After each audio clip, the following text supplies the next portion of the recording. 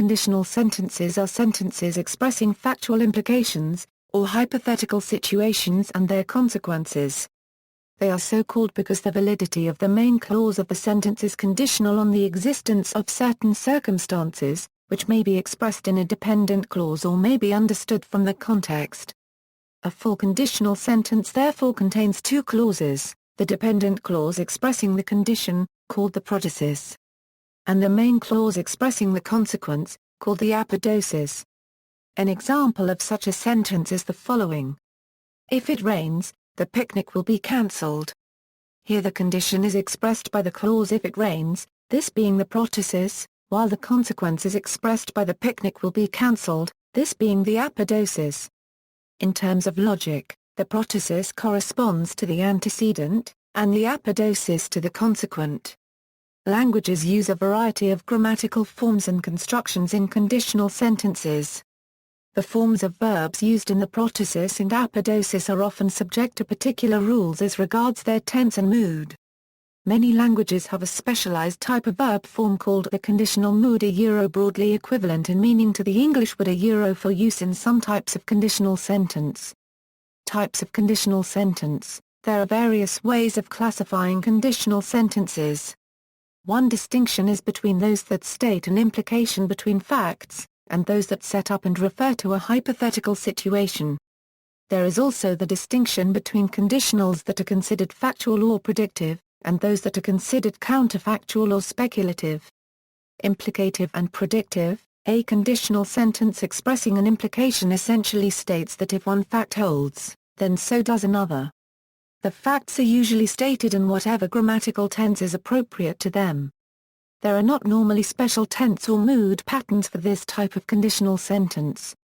Such sentences may be used to express a certainty, a universal statement, a law of science, etc. If you heat water to 100 degrees, it boils. If the sea is stormy, the waves are high. They can also be used for logical deductions about particular circumstances. If it's raining here now, then it was raining on the west coast this morning. If it's raining now, then your laundry is getting wet. If it's raining now, there will be mushrooms to be picked next week. If he locked the door, then Kitty is trapped inside. A predictive conditional sentence concerns a situation dependent on a hypothetical future event.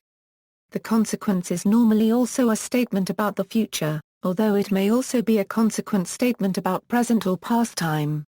If I become president, I'll lower taxes. If it rains this afternoon, everybody will stay home.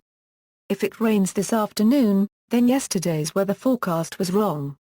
If it rains this afternoon, your garden party is doomed. What will you do if he invites you? If you see them, shoot. Counterfactual. In a counterfactual or speculative conditional sentence, a situation is described as dependent on a condition that is known to be false, or presented as unlikely. The time frame of the hypothetical situation may be past, present or future, and the time frame of the condition does not always correspond to that of the consequence. For example, if I were king, I could have you thrown in the dungeon. If I won the lottery, I would buy a car. If he said that to me, I would run away. If you had called me, I would have come. If you had done your job properly, we wouldn't be in this mess now.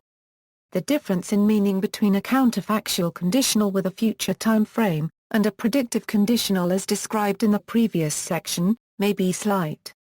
For example, there is no great practical difference in meaning between if it rained tomorrow, I would cancel the match, and if it rains tomorrow, I will cancel the match. It is in the counterfactual type of conditional sentence that the grammatical form called the conditional mood is most often found. For the uses of particular verb forms and grammatical structures in the various types and parts of conditional sentences in certain languages, see the following sections. Grammar of conditional sentences. Languages have different rules concerning the grammatical structure of conditional sentences. These may concern the syntactic structure of the condition clause and consequence, as well as the forms of verbs used in them. Rules for English and certain other languages are described below. More information can be found in the articles on the grammars of individual languages. English. In English conditional sentences, the condition clause is most commonly introduced by the conjunction if, or sometimes other conjunctions or expressions such as unless, provided, providing and as long as. Certain condition clauses can also be formulated using inversion without any conjunction. In English language teaching, conditional sentences are often classified under the headings zero conditional, first conditional, second conditional, third conditional and mixed conditional, according to the grammatical pattern followed. A range of variations on these structures are possible. Zero conditional refers to conditional sentences that express a simple implication, particularly when both clauses are in the present tense. If you don't eat for a long time, you become hungry. This form of the conditional expresses the idea that a universally known fact is being described. If you touch a flame, you burn yourself. The act of burning oneself only happens on the condition of the first clause being completed. However, such sentences can be formulated with a variety of tenses, as appropriate to the situation. First conditional refers to predictive conditional sentences. Here, normally, the condition is expressed using the present tense and the consequence using the future. If you make a mistake, someone will let you know. Second conditional refers to the pattern where the condition clause is in the past tense, and the consequence in conditional mood. This is used for hypothetical, counterfactual situations in a present or future timeframe. If I liked parties, I would attend more of them. If it were to rain tomorrow, I would dance in the street. The past tense used in the condition clause is historically the past subjunctive. However, in modern English this is identical to the past indicative except in certain dialects in the case of the verb be, where the indicative is was and the subjunctive were. In this case either form may be used. If I were rich, there would be plenty of money available for this project. Third conditional is the pattern where the condition clause is in the past perfect, and the consequence is expressed using the conditional perfect. This is used to refer to hypothetical, counterfactual situations in the past. If you had called me, I would have come. Mixed conditional usually refers to a mixture of the second and third conditionals. Here either the condition or the consequence, but not both, has a past time reference. If you had done your job properly, we wouldn't be in this mess now. If we were soldiers, we wouldn't have done it like that. Latin. Conditional sentences in Latin are traditionally classified into three categories, based on grammatical structure. Simple conditions, present tense, if present indicative then indicative, past tense, if perfect imperfect indicative then indicative. Future conditions, future more vivid, if future indicative then future indicative, future less vivid, if present subjunctive then present subjunctive. Contrafactual conditions, present contrary to fact, if imperfect subjunctive then imperfect subjunctive, past contrary to fact, if pluperfect subjunctive then pluperfect subjunctive. French, in French, the conjunction corresponding to if is si. The use of tenses is quite similar to English. In implicative conditional sentences, the present tense is used in both clauses.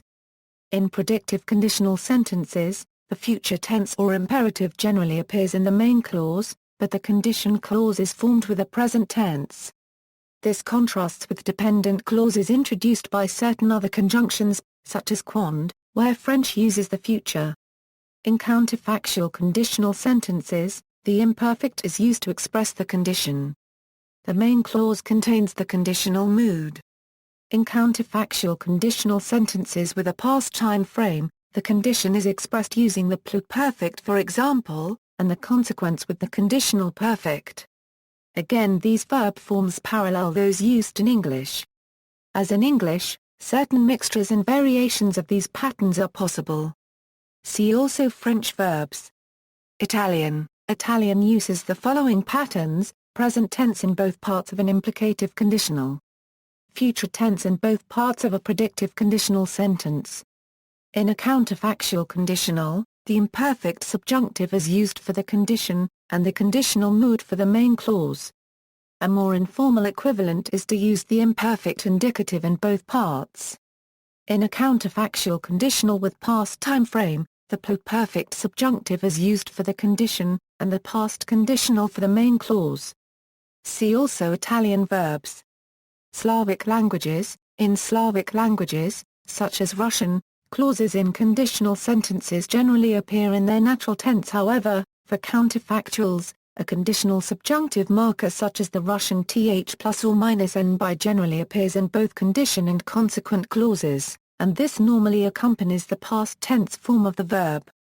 See Russian grammar, Bulgarian grammar, etc. for more detail.